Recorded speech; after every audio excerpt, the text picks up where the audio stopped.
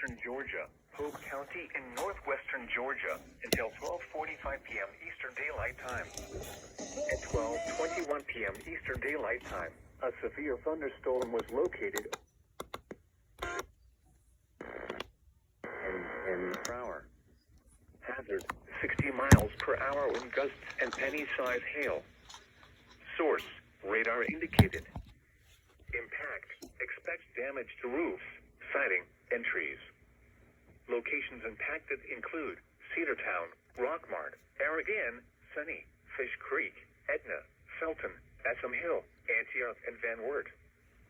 For your protection, move to an interior room on the lowest floor of a building. If you see wind damage, hail, or flooding, wait until the storm.